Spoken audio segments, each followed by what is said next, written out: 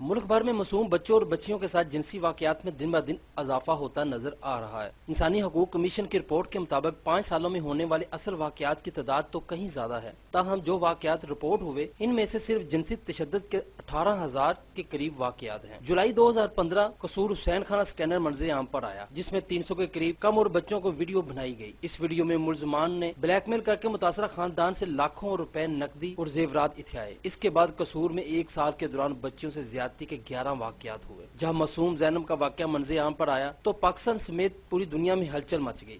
जैनब कत्ल केस के बाद एक बात वाज़ेह होकर जो सामने आई वो ये है कि बच्चों को जिनसी तशद्दुद का निशाना बनाने वाले अफराद जिंदगी के किसी हिस्से में या तो खुद तशद्दुद का निशाना बने होते हैं या ज़हनी मरीज होते हैं। हुकूमत को ऐसे वाकयात की रोकथाम के लिए आगाही प्रोग्राम शुरू करवाने होंगे। फहाशी को रोकने के लिए ऐसी वेबसाइट्स को ब्लॉक करना होगा जो फहाशी को फरोग दे रही हैं।